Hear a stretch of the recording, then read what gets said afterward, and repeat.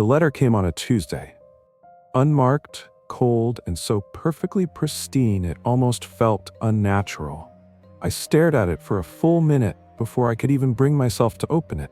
There was something wrong about it, like it wasn't meant for someone like me. But I opened it anyway.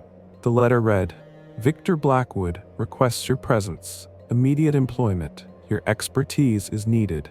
No questions, no exceptions. Report to Blackwood Manor within 24 hours. I blinked, rereading it twice, 3 times. It didn't make sense. Who was Victor Blackwood? What kind of job was this? It didn't matter. Not really. I was broke, beyond broke. My apartment barely had enough heat to keep the pipes from freezing, and my car, if you could even call it a car, was held together with duct tape and prayer. I'd applied to every job I could think of, but nothing stuck. There was nothing out there. Until now. I didn't hesitate. Maybe it was desperation. Maybe it was the strange urgency in the letter's tone. Whatever it was the opportunity I needed. By the time I arrived at Blackwood Manor, the sun had already begun to sink behind the trees. I pulled up the long, winding driveway, the car struggling with every turn, its engine coughing like it was trying to expel a ghost. The mansion loomed ahead, an imposing Gothic structure that seemed to belong to another era, its dark, angular silhouette sliced through the pale twilight sky, almost as if it were a thing made of shadows. It looked wrong, too perfect in a way that felt unnatural. Every window was immaculate. Every stone on the steps seemed freshly polished. It was as if no one lived there, yet I knew someone did. There was something about the place that unsettled me from the moment I saw it. The sheer isolation of it, the way the land surrounding the mansion stretched on for miles, unbroken by civilization. The silence that seemed to thicken with every passing second. A small, formal part of me questioned my decision, but another, louder part, one that had been waiting for something, anything to break the monotony of my empty existence, told me to go inside. I parked my car next to the entrance, but there was no need for me to ring the doorbell. As soon as I stepped out of the car, the heavy wooden doors opened slowly. A figure stood in the doorway, watching me. A man, tall and thin, with an almost otherworldly presence. He had sharp features, pale skin, and eyes that seemed to glow beneath his dark brow. His face was like marble, smooth and unwritable. He wore a black suit, crisp and spotless, as if he had just stepped out of a time long past. There was something unnervingly ageless about him, something that made me question whether he was a man at all. "You must be Jane Daniels," he said, his voice smooth and deep but cold. It was more of a statement than a question, but I nodded all the same. Yes, I said, trying to sound confident despite the tightness in my chest. I wasn't sure whether it was excitement or fear that was making my hands shake. "Welcome to Blackwood Manor." He stepped aside, allowing me to enter. I didn't have much choice but to follow him inside. There was something oddly magnetic about him, something that made me want to do what he said without questioning it. It was as if he had the power to bend reality itself, to manipulate the world around him with nothing more than a glance. I stepped into the foyer, and the first thing that hit me was the cold. It wasn't just temperature. It was the air itself, thick with an unsettling stillness, like time had forgotten this place. The grand chandelier above me gleamed in the dim light, casting shadows that seemed to stretch across the walls unnaturally. "Everything in this house is precise," the man said, as though reading my mind. "Everything has its place." "I understand," I replied, though I wasn't sure what I understood. I couldn't help but feel as if something was watching me, waiting for me to make a mistake. The man led me down the long hallway, his footsteps barely making a sound on the marble floor.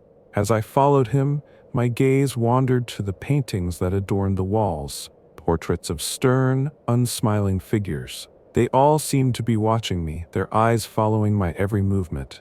It was hard to shake the feeling that they knew something I didn't. We reached a small, open room at the end of the hall. A woman in a black uniform was standing by the door, holding a tray of what looked like tea. She had the same cold, emotionless expression as the man. No greeting, no introduction. Just a silent nod as she handed me the tray. "Drink," the man instructed. "It's necessary." I hesitated for only a moment before taking the cup from the tray. The liquid inside was dark and rich, almost like coffee, but with a bitterness that made my mouth dry the moment I took a sip. "Why do I feel so strange?" I asked, my voice cracking. "Because you've crossed into a place where the ordinary rules do not apply," he answered, his tone flat. "There are things you'll need to understand while you're here.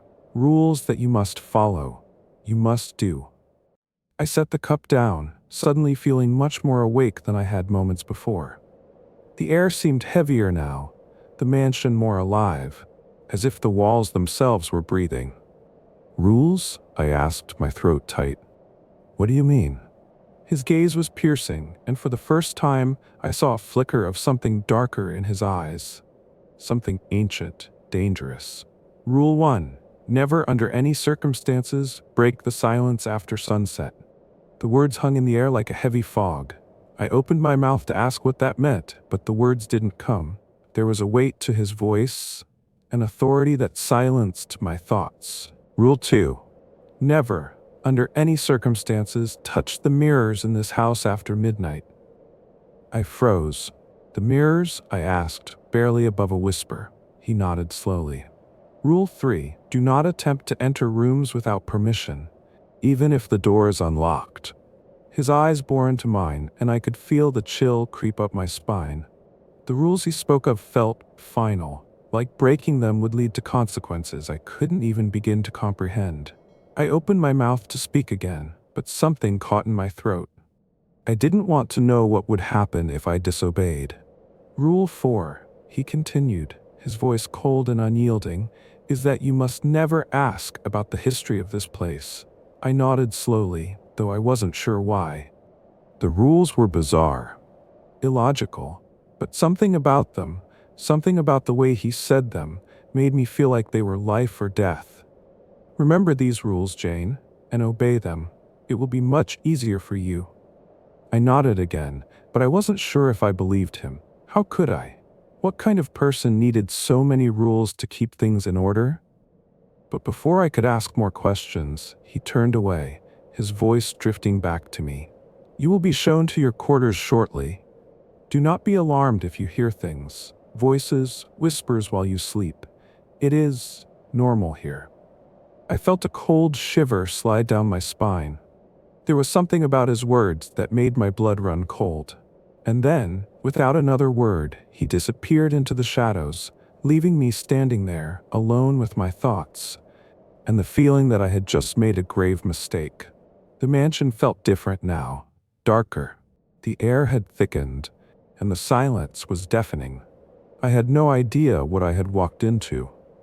But there was no turning back now. The first night was quiet, too quiet. The kind of silence that clung to you, wrapping around your skin like a heavy blanket, suffocating you. I lay in the bed they had prepared for me, the sheets crisp and unyielding. The room was immaculate, the air cold and still as though time had forgotten it. I kept replaying the rules he had given me in my mind, their eerie weight pressing down on me as I stared up at the ceiling. Never break the silence after sunset. Never touch the mirrors after midnight. Never open a door without permission. I felt the rules, like invisible threads, tugging at my thoughts. Every movement in the house seemed amplified, every creak of the floorboards, every whisper of wind outside felt like it was echoing in the hollow spaces of my mind. But it wasn't until the clock struck midnight that the first strange thing happened. I had been lying there, staring at the darkened ceiling, when I heard it. A faint sound, like someone whispering just outside the door. I held my breath, straining to hear it again. The voice was low, barely audible, but there was something in its rhythm that made my heart race. "It's nothing," I told myself. "Just the house settling." But the whispering didn't stop. It grew louder, more insistent, until it seemed to be coming from right outside the door. I sat up, my pulse quickening. I had been told not to break the silence, but this wasn't silence. This was something else, something I couldn't ignore. I rose from the bed, my legs trembling beneath me. My hand hovered over the doorknob, and for a moment I thought about just opening the door, seeing who or what was out there. No, I thought, don't break the rules. Not yet. But the whispering persisted, and my curiosity began to gnaw away at my resolve. I couldn't help it. The need to know, to understand, was overwhelming. I reached for the door. My fingers brushed against the cold metal of the doorknob, and the whispering stopped abruptly, leaving only silence in its wake. I hesitated. I should have backed away. I should have gone back to bed. But instead, I opened the door. The hallway outside was dark, just like the rest of the house, but there was a strange, flickering light in the distance. I couldn't explain it, but it seemed to call to me, pulling me forward.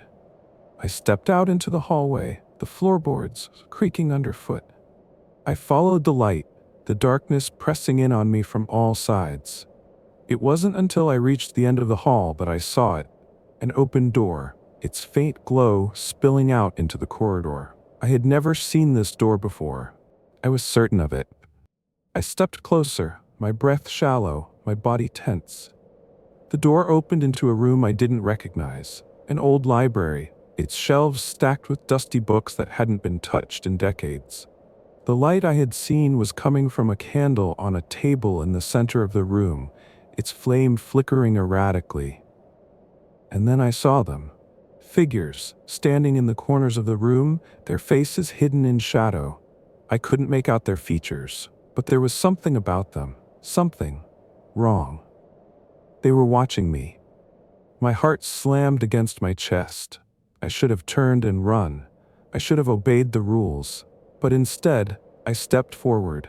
The air grew colder as I crossed the threshold, and I could feel the presence of the figures surrounding me, pressing in from all sides. I tried to speak, but my voice caught in my throat. I looked at the bookshelves, and my gaze froze on one in particular. It was an old leather-bound book, its pages yellowed with age. It was the only book on the shelf that seemed out of place, newer somehow. I reached for it. The moment my fingers touched the cover, a sharp, cold wind slammed the door shut behind me. The figures moved then, sliding out of the shadows, their faces still hidden, their movements unnaturally smooth, like marionettes on invisible strings. I couldn't move. I was frozen in place, my hand still gripping the book. The room felt like it was closing in on me, the walls tightening, the air growing heavier with every passing second. And then, one of the figures spoke. "You've broken the rules." The voice was soft, but the words seemed to vibrate through my very bones. I tried to speak, to apologize, but no sound came out. The figure stepped closer, and for the first time I saw its face. It was pale, too pale, with eyes that were hollow, black voids that seemed to pull me in. It smiled, a wide, twisted grin that made my stomach churn. "You shouldn't have come," it whispered, its voice slithering like a snake. "Now you'll never leave." My breath caught in my throat. I dropped the book, and it hit the floor with a soft thud, but the figure didn't take its eyes off me. Suddenly, the candle flickered out, plunging the room into complete darkness. My heart was pounding so loudly I could barely hear my own thoughts. I tried to move, to run, but my legs wouldn't obey. The figures were getting closer, their footsteps echoing in the silence, their breath cold against my skin. And then, just as I thought I couldn't take it anymore, the door swung open, flooding the room with light. The figures vanished, slipping back into the shadows as if they had never been there. I gasped for air, feeling my chest tighten with fear. A voice came from behind me. "What are you doing here?" It was him, the man in the black suit, Victor Blackwood. He was standing in the doorway, his face as unreadable as ever. I don't know," I stammered, still shaking. "I heard there were voices, and I thought—" He raised his hand, cutting me off. His eyes were cold, calculating. You broke the rules, he said softly. You've seen what happens when you do. Now, you will learn. I wanted to ask him what that meant, but the words wouldn't come. I could only stand there, rooted to the spot, as the fear and confusion swallowed me whole. Victor Blackwood stepped forward, and I could feel the weight of his presence pressing down on me. His eyes bore into mine, and for a moment I thought I saw something in them. Something that wasn't human. Something ancient. You must understand, he said, his voice low and ominous. The rules are not just for your safety. They are for the safety of everyone here. The mansion has its own way of dealing with those who disobey. I nodded slowly, my mind racing. What did that mean? What had just happened? Were those figures ghosts? Were they real? Or had it all been a trick of my mind? Victor Blackwood didn't answer my questions. Instead, he turned and walked back toward the hallway, his footsteps echoing in the silence. Come, he said. It's time for you to learn the second rule. I followed him, my legs weak, my mind reeling from what I had just witnessed. The house was not just a house. It was something far darker, far more dangerous, and I had just begun to scratch the surface. The second rule was waiting for me, and I had no idea what it would cost. The following day passed in a blur. Everything about the mansion seemed wrong. There was an air of tension that clung to every room, every hallway, like dust in the corners. The servants went about their work in complete silence, their expressions blank, their movements unnervingly precise. They never looked me in the eye, never spoke to me unless it was absolutely necessary. It was as though they were all part of a script they couldn't stray from. Victor hadn't spoken to me much after our encounter in the library. He had simply turned and walked away, his footsteps echoing in the vast emptiness of the mansion, leaving me alone with my thoughts. The images of the figures in the dark room haunted me. Those hollow, black eyes, the way they moved, so unnatural. I couldn't shake the feeling that I had somehow crossed a line, one that couldn't be undone. I tried to push those thoughts aside as I prepared for my second lesson. Victor had been clear. I was to meet him in the library at dusk. No matter what happened, no matter how strange or terrifying the house seemed, I was to follow the rules. I had no idea what the second rule entailed, but I was beginning to suspect that I wouldn't like it. As the sun began to set, casting long, eerie shadows through the mansion's windows, I found myself standing at the edge of the library door. My hand hovered over the doorknob, hesitation filling my chest. I wanted to turn around. I wanted to go back to my room, lock the door, and pretend none of this was real. But I couldn't. I was already too far in. I opened the door. The library was just as I remembered it, dimly lit, the scent of old leather and dust filling the air. But tonight, something was different. There was a palpable weight in the room, as though the air itself was thicker, more oppressive. The candle on the table flickered, casting erratic shadows against the shelves. The figures from the night before, were they real? Or had I imagined them? I didn't know anymore. Victor was standing by the far window, his back to me. His figure was silhouetted against the fading light of the evening sky. For a moment, I thought he didn't hear me enter. But then, without turning around, he spoke. "You're late." I flinched, though I wasn't sure why. There was something about his voice, cold, detached, that made every word feel like an accusation. I quickly closed the door behind me, my heart racing as I stepped further into the room. "Sorry," I muttered. "Don't apologize," he interrupted, his tone sharp. "You've already broken the first rule. The second rule leaves no room for mistakes." I swallowed hard. "What is the second rule?" Victor didn't answer immediately. Instead, he walked slowly towards the center of the room, his eyes scanning the bookshelves as if searching for something. My pulse quickened as I waited for him to speak. I had no idea what I was about to face, but I was certain it wouldn't be easy. Finally, he stopped in front of a tall, weathered bookshelf near the back of the room. "The second rule is simple," he said, his voice low, almost a whisper. Never let the darkness touch you. I blinked. What? He turned to face me then, his eyes locking onto mine with a cold, calculating intensity. Never let the darkness touch you. It will come for you, no matter where you are in this house. It feeds on fear, on doubt, and once it has you, it won't let go. I felt a chill creep up my spine. But how do I? He raised his hand, cutting me off. You don't need to understand. You only need to obey. The darkness knows when you're afraid.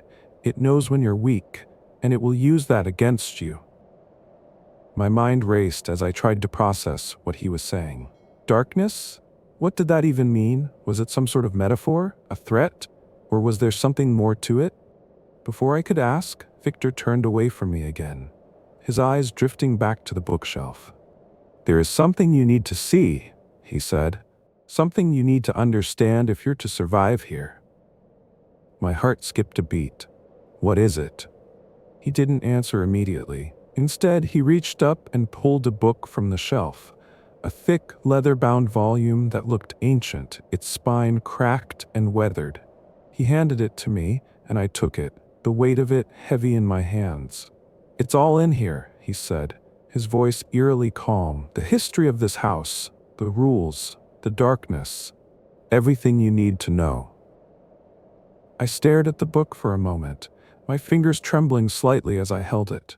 I had no idea what was inside, but something about the way Victor was looking at me, the way his eyes seemed to pierce through me, made me hesitate. I could feel a sense of foreboding building in the pit of my stomach. I opened the book. The pages were yellowed with age, brittle to the touch. The words were written in a language I didn't recognize, the letters strange and twisted. I could make out a few phrases here and there, but most of it was incomprehensible. Victor watched me closely, his gaze unwavering. It's not for you to understand all of it. Not yet. But you will. Eventually. I flipped through the pages, my eyes scanning the bizarre symbols and drawings that adorned them. There were sketches of twisted dark figures, shadowy shapes that seemed to move on the page. Some of them looked almost human, but their features were wrong, distorted in ways that made my skin crawl. And then, toward the end of the book, I found it, a drawing that made my blood run cold. It was an image of a figure, tall, skeletal, its face obscured by darkness. But its eyes were unmistakable, hollow, black. They were staring right at me. I slammed the book shut, my heart pounding in my chest. I couldn't breathe. I couldn't think. What is this? I gasped, my voice shaking. Victor's expression didn't change. The darkness, he said, his voice as cold as ice. It lives in this house.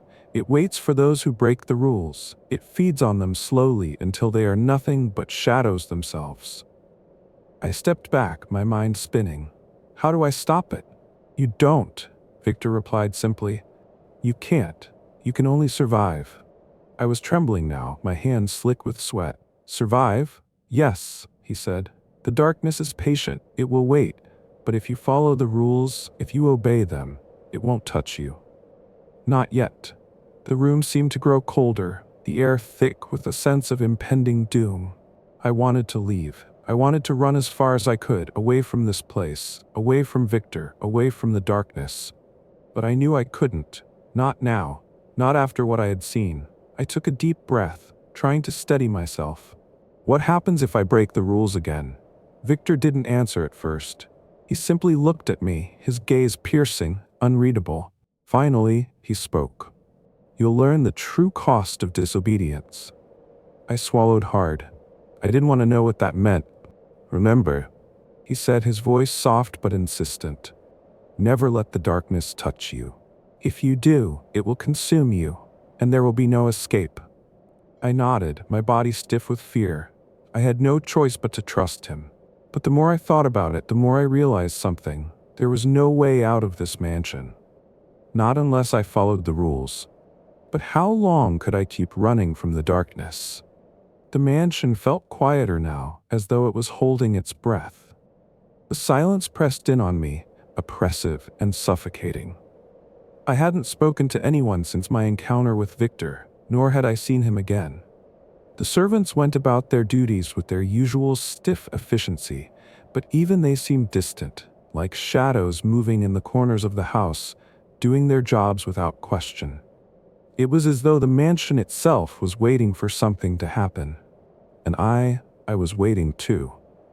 The book Victor had given me still sat on the desk in my room, its leather cover cold to the touch.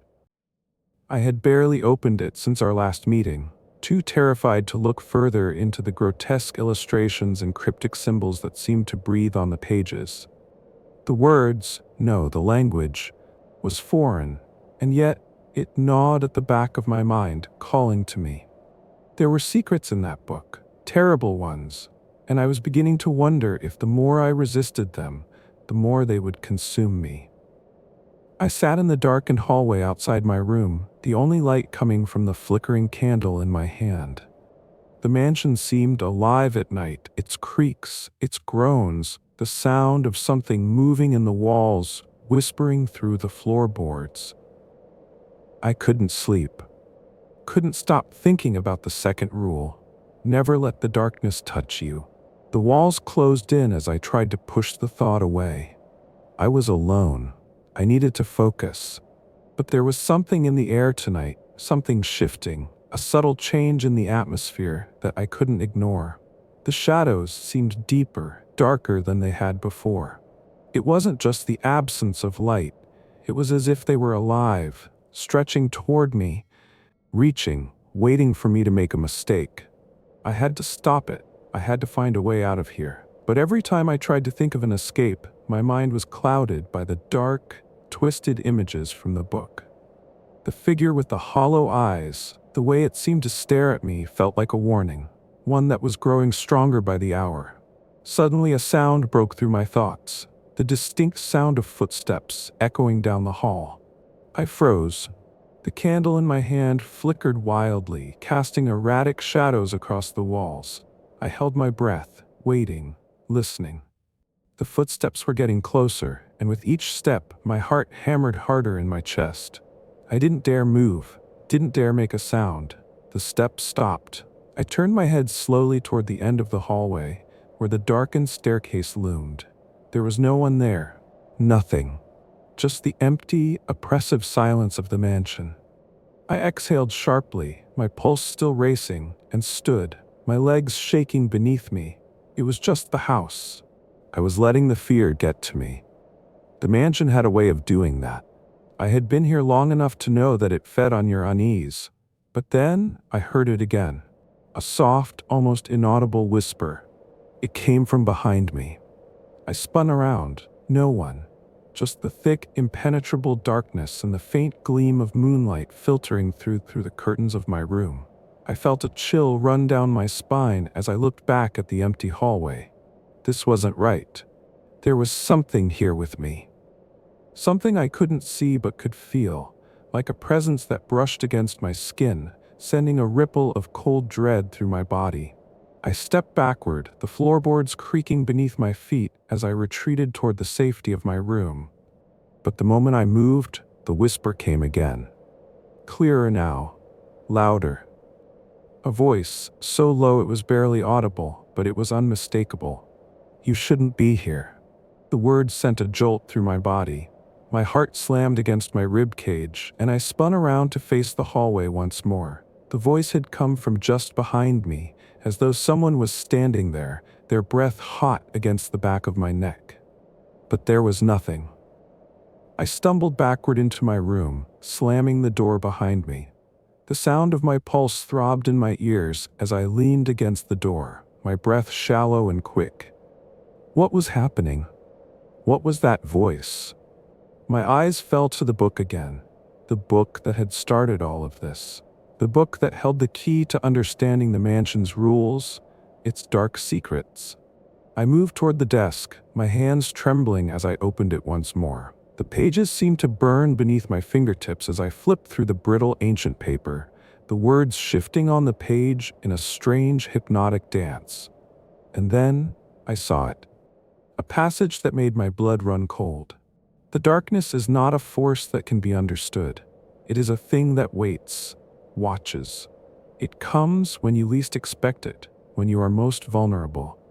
And once it touches you, it takes you. It doesn't matter where you go, it will follow you. It will never let you escape. I slammed the book shut, my mind spinning. The darkness. It wasn't just some metaphorical threat. It was real. It was here in this house, and it was coming for me. I backed away from the desk, the walls closing in on me as I tried to breathe through the panic that gripped my chest. The room felt smaller now, suffocating, like the very air was being drained from it. I couldn't think, couldn't focus. The whispering voice, the footsteps in the hall, they were all part of it. The house itself was alive with it, the darkness creeping in at the edges, waiting for the moment when I would make the mistake of letting it in.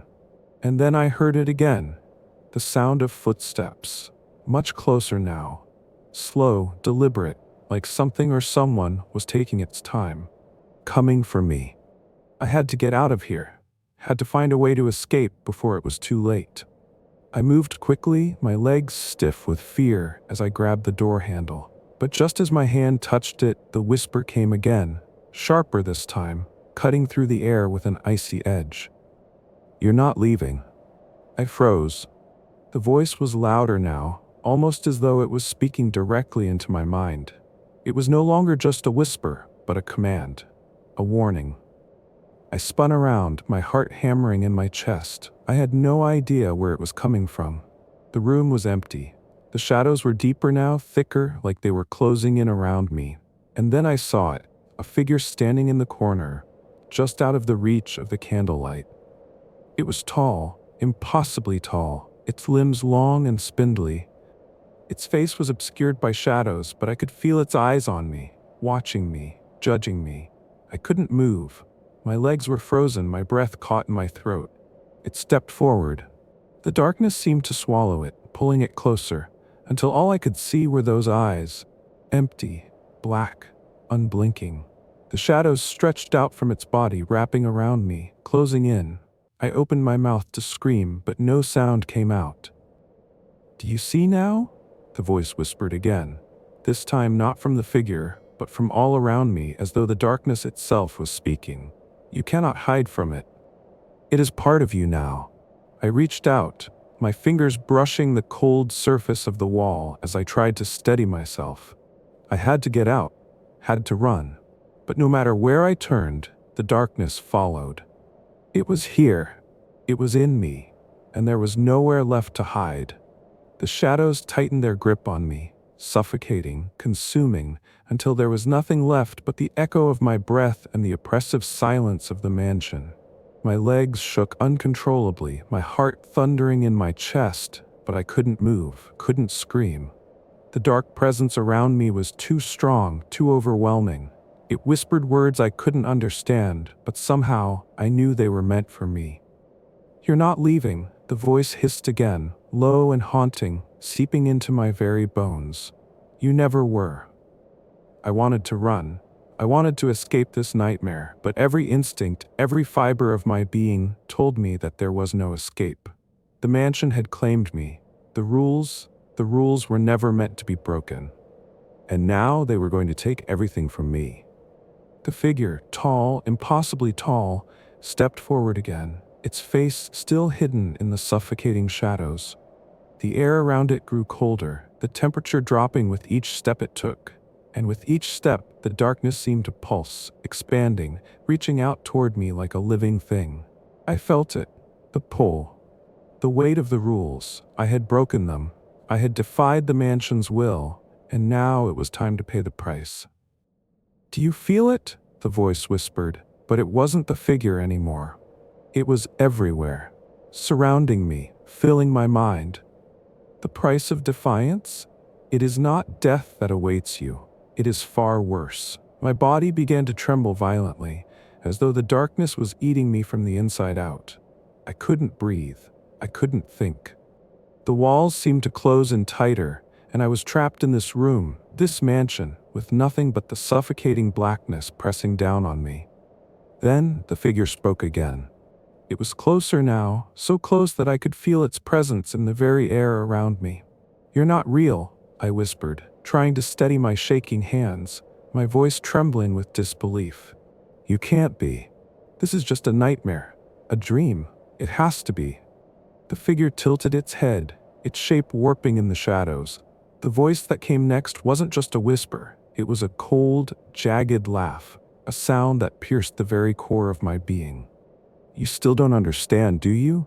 It crooned, its voice splitting into multiple tones echoing from all directions. You never were meant to be here, to begin with. You thought you could escape, but the mansion, it never lets go. And now, you belong to it. I tried to scream, but nothing came out.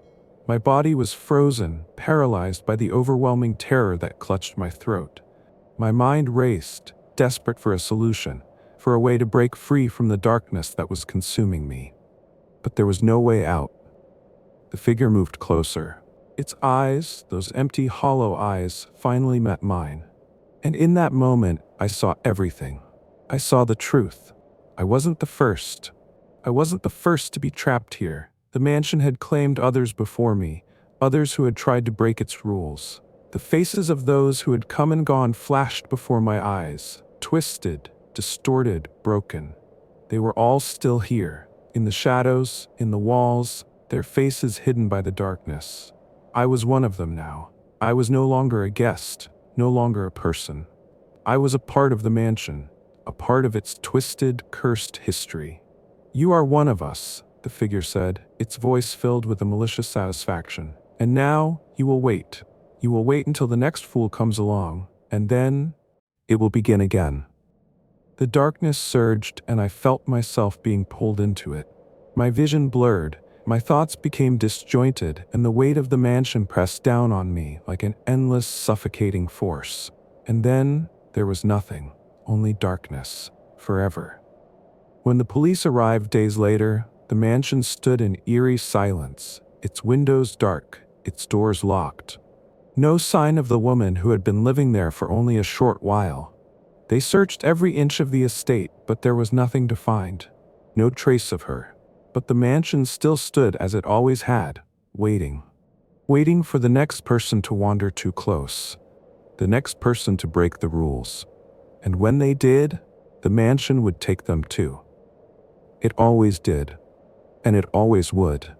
If you've made it this far, then you've felt the weight of the darkness that lingers in the mansion, the suffocating pull of the rules that were never meant to be broken. But remember, this story isn't over. There are more rules, more secrets hidden within those cursed walls, and it's only a matter of time before someone else makes the same fatal mistake. Will you be the next one to step inside? Will you break the rules and risk everything? Or will you turn away, leaving the mansion to claim another soul? The choice is yours, but the darkness is always watching. If you dare, subscribe for more twisted tales of horror. The mansion waits for you.